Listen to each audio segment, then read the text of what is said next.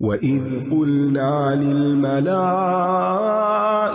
اسْجُدُوا لِآدَمَ فَسَجَدُوا إِلَّا إِبْلِيسَ كَانَ مِنَ الْجِنِّ فَفَسَقَ عَنْ أَمْرِ رَبِّهِ أَفَتَتَّخِذُونَهُ وَذُرِّيَّتَهُ أَوْلِيَاءَ مِن دُونِي وَهُمْ لَكُمْ عَدُوٌّ بئس للظالمين بدلا ما أشهدتهم خلق السماوات والأرض ولا خلق أنفسهم وما كنت متخذ المضلين عضدا ويوم يقول نادوا شركائي الذين زعمتم فدعوهم فلم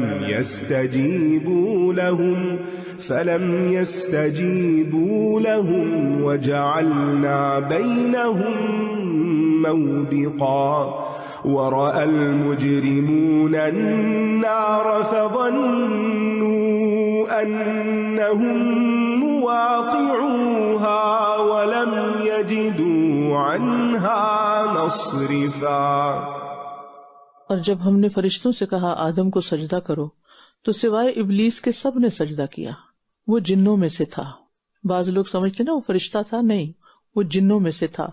تو اس نے اپنے رب کے حکم کی نافرمانی کی۔ کیا پھر تم مجھے چھوڑ کر اسے اور اس کی اولاد کو دوست بناتے ہو؟ حالانکہ یہ تمہارے دشمن ہے۔ ظالموں کے لیے کتنا برا بدلہ ہے۔ اللہ کے حکم کی نافرمانی معمولی چیز نہیں ہے۔ انتہائی ناسمجھی کی بات ہے کہ انسان اللہ کا حکم چھوڑ کے اپنی مانے یا کسی اور کی، وہ کس کی بات کو ریجیکٹ کر رہا ہے، تو کیا اس کے کوئی نتیجہ نہیں ہوگا، کوئی کانسیکوینسز نہیں ہوں گے؟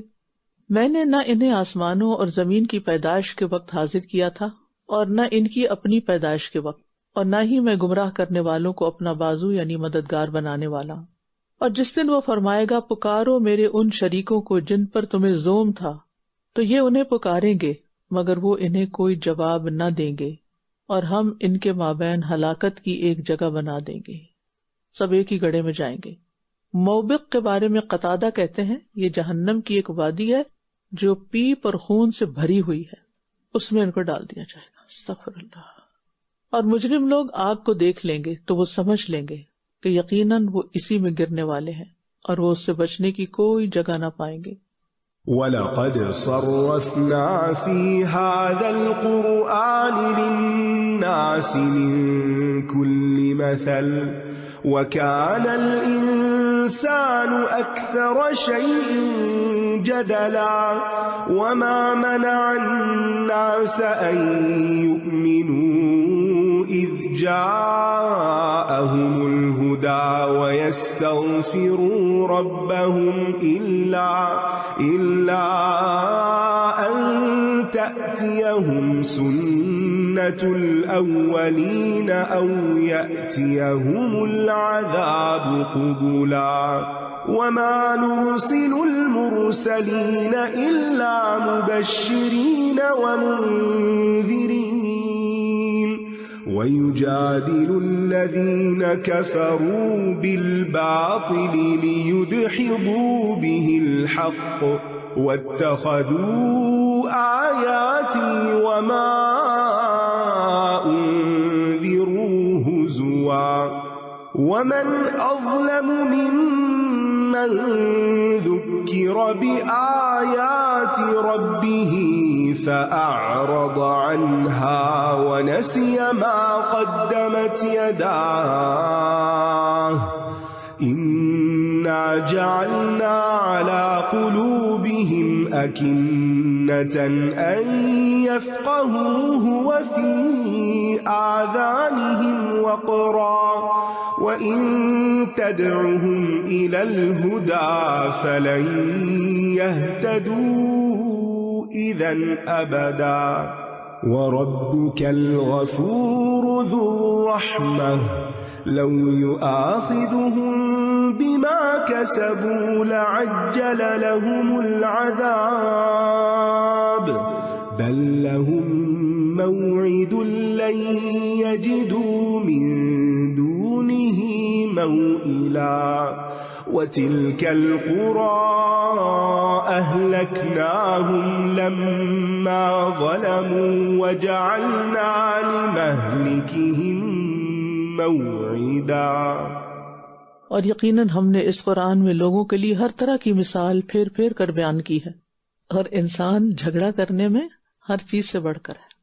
اصل میں نا انسان ہر چیز میں جلدی کرتا ہے نا، غصہ کرنے میں، ضد کرنے میں، بہانے بنانے میں، اور پھر یہ ساری چیزیں جھگڑے کی طرف لے جاتی ہیں. بہت سے لوگ حق واضح ہونے کے باوجود بھی اس میں بحث کرتے رہتے ہیں. قرآن ایک واضح بیان ہے، فرقان ہے، اس کے باوجود انسان اس میں جھگڑا اور بحث شروع کر دیتا ہے.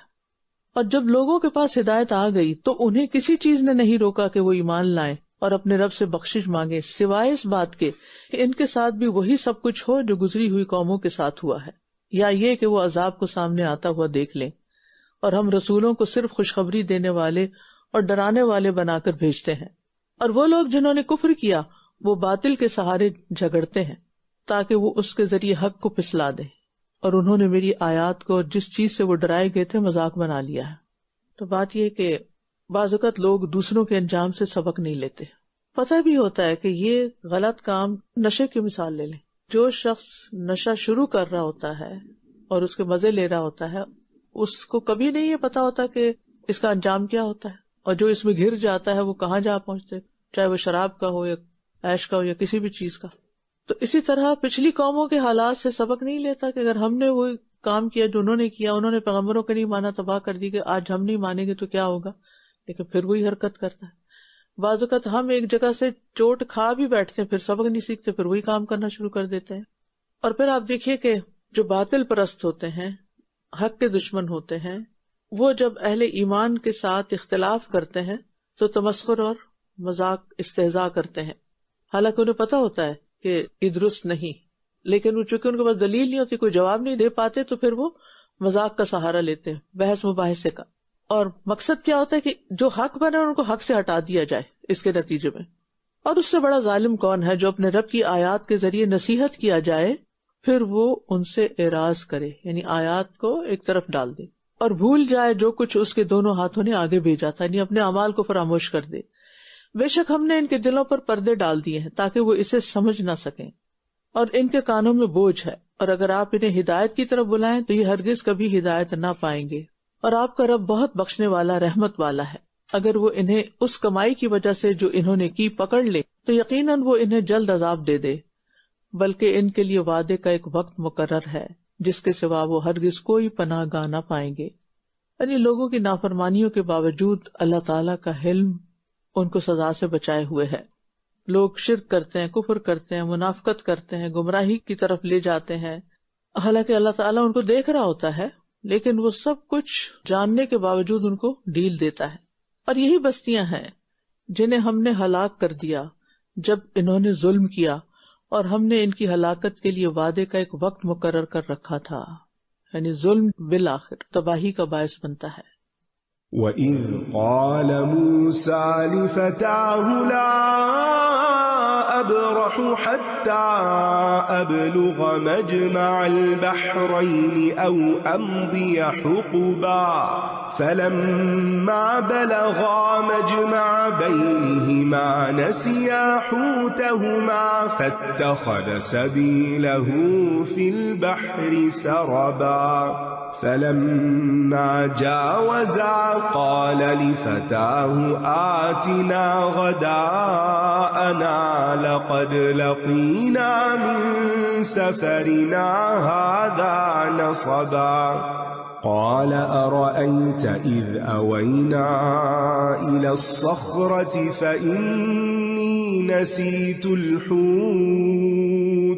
فَإِنِّي نسيت الحوت وما أنسانيه إلا الشيطان أن أذكره واتخذ سبيله في البحر عجبا قال ذلك ما كنا نبغ فارتدا على آثارهما قصصا فوجدا عبدا من عبادنا آتيناه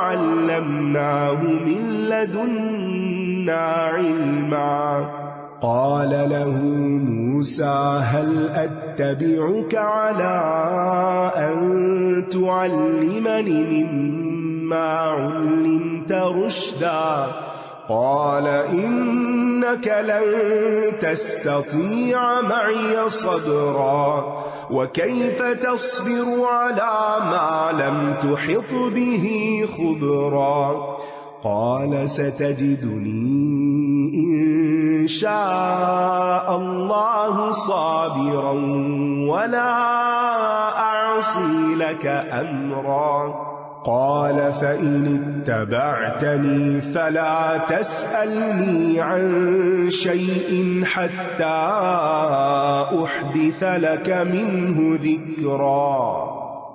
اور جب موسیٰ نے اپنے نوجوان خادم سے کہا کہ میں نہیں رکوں گا یہاں تک کہ میں 2 سمندروں کے سنگم پر پہنچ جاؤں، ورنہ میں مدتوں چلتا رہوں گا۔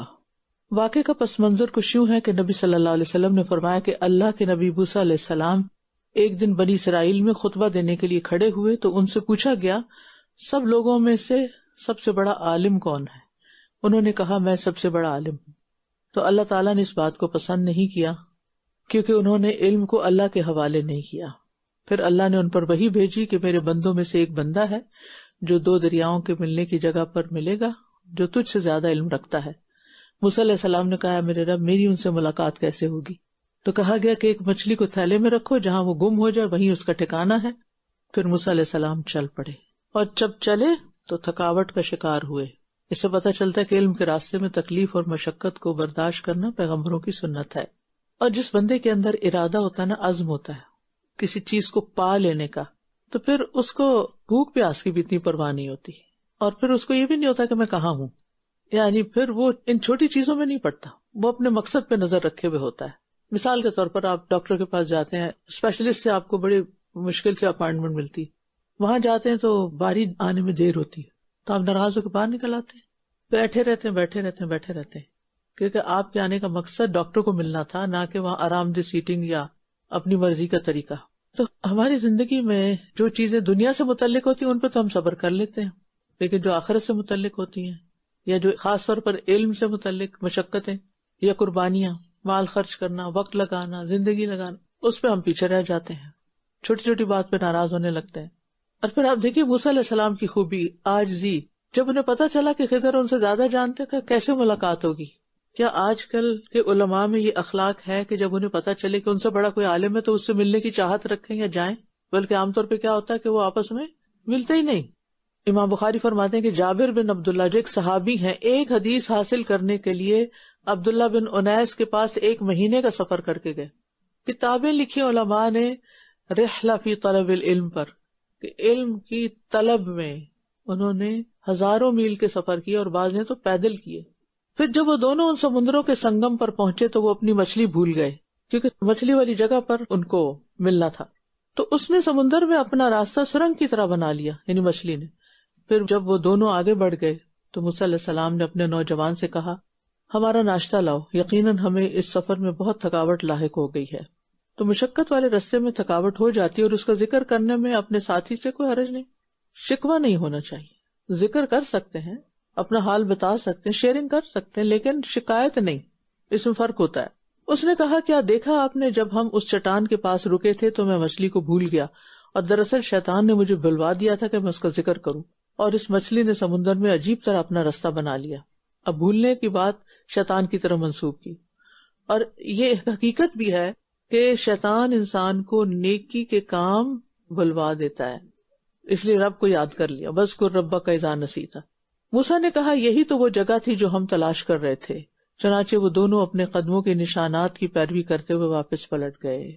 انسان مطلوبہ منزل تک پہنچنے میں نہیں تھکتا، لیکن اگر راستہ گم کر بیٹھے تو پھر تھک جاتا ہے۔ گاڑی تیز چلتی رہے نا تو آپ کو تھکاوٹ نہیں ہوتی، لیکن ٹریفک میں پھنس جائے تو تھک جاتے ہیں۔ تو ان دونوں نے ہمارے بندوں میں سے ایک بندے خضر کو پایا جسے ہم نے اپنی طرف سے رحمت عطا کی تھی، اور ہم نے اسے اپنے پاس سے ایک علم سکھایا تھا۔ علم کی بھی کئی قسمیں، حقیقی علم کا عطا کرنے والا صرف اللہ ہی ہے، اور اللہ نے علم اور رحمت کو ایک ساتھ ذکر کیا ہے۔ آتیناہ رحمۃ من عندنا وعلمناہ من لدنا علما۔ موسیٰ نے اس سے کہا کیا میں اس شرط پر آپ کے پیچھے آ سکتا ہوں کہ آپ مجھے اس بھلائی میں سے سکھائیں جو آپ کو سکھائی گئی۔ اب دیکھیں کہ ملاقات کے لیے تو موسیٰ آئے تھے نا، تو ان کے جو خادم تھے یا شاگرد تھے ان کو بھی وہ سعادت مل گئی خضر سے ملاقات کی، ٹھیک ہے، تو صحبت صالح کا فائدہ۔ تو موسیٰ نے اس سے کہا کیا میں اس شرط پر آپ کے پیچھے آ سکتا ہوں، اجازت لے رہے ہیں کہ آپ مجھے اس بھلائی میں سے سکھائیں جو آپ کو سکھائی گئی ہے۔ شوق دیکھیے علم کا، حالانکہ ان کا خیال تھا کہ وہ سب سے زیادہ جانتے ہیں، یعنی وہ پائے کا علم رکھتے تھے بہت زیادہ، پھر بھی اور سیکھنے کے شوقین ہیں۔ اور پھر آپ دیکھیے کہ استاد سے سیکھنے کے لیے کیا مینرز اور ایٹیکیٹس ہونے چاہیے۔ پہلے اجازت لینی چاہیے کہ آپ یہ اجازت دیں گے کہ میں آپ کے ساتھ مل کے یہ کام کر لوں۔ اور موسیٰ علیہ السلام حالانکہ ایک پاورفل نبی تھے، کتنے اسٹرانگ تھے کہ ایک ہاتھ مارنے سے مر گیا تھا ایک انسان، قوت والے تھے، قوی لوگوں میں سے تھے، لیکن اپنے استاد کے سامنے نرمی اور ادب سے معاملہ کرتے ہیں۔ اور اس میں استاد تو استاد ہے، جو بھی اس کا مقام ہے یا وہ جس درجے پہ ہے وہ ہے ہی ہے، کسی کے ادب کرنے سے وہ زیادہ نہیں ہوتا اور کسی کے نہ کرنے سے کم نہیں ہوتا۔ لیکن فیض کس کو حاصل ہوتا ہے؟ با ادب با نصیب، جو کرتا ہے۔ اس نے کہا تم ہرگز میرے ساتھ صبر نہ کر سکو گے، یہ مشکل راستہ ہے، یہ علم آسانی سے نہیں ملتا۔ تو صبر کا لفظ اردو میں بھی استعمال ہوتا ہے، لیکن صبر کا معنی روکنا، باندھنا، برداشت کرنا، عفو درگزر کرنا، ثابت قدم رہنا، روک کے رکھنا، کئی معنی ہیں اس کے۔ اور قرآن و سنت کی اصطلاح میں ناجائز چیزوں سے اپنے آپ کو روکنا صبر کہلاتا ہے۔ یہاں لفظی معنوں میں استعمال ہو رہا ہے ایک طرح سے، اور جس چیز کا تم نے علم کی روح سے احاطہ ہی نہیں کیا تو اس پر صبر کر بھی کیسے سکتے ہو؟ یعنی انہوں نے وجہ بھی بتا دی کہ اصل ریزن یہ ہے کہ جس چیز کا نہ پتا ہو انسان اس کے بارے میں بے چین ہو ہی جاتا ہے۔ تو اس سے یہ بات بھی پتہ چلی کہ جتنا علم بڑھتا ہے صبر بھی بڑھتا ہے۔ علم کے فائدوں میں سے ایک اور فائدہ یہ ہے وَكَيْفَ تَصْبِرُ عَلَى مَا لَمْ تُحِطْ بِهِ خُبْرًا، جس چیز کے بارے میں علم نہیں نا وہاں بے صبرا پن ہوگا، جو پتہ چل جائے گا تو قرار آ جائے گا۔ اس نے کہا انشاءاللہ آپ ضرور مجھے صبر کرنے والا پائیں گے اور میں آپ کے کسی حکم کی نافرمانی نہیں کروں گا۔ خضر نے کہا پھر اگر تم میرے پیچھے آئے تو مجھ سے کسی چیز کے بارے میں سوال نہ کرنا یہاں تک کہ میں خود ہی تمہارے سامنے اس کا تذکرہ کر دوں۔ وآخر دعوانا ان الحمد للہ رب العالمین۔ سبحانک اللہم وبحمدک، اشہد ان لا الہ الا انت، استغفرک واتوب الیک۔ السلام علیکم ورحمۃ اللہ وبرکاتہ۔ اللهم اجعل في قلبي نورا وفي لساني نورا واجعل في سمعي نورا واجعل في بصري نورا واجعل من خلفي نورا ومن أمامي نورا واجعل من فوقي نورا ومن تحتي نورا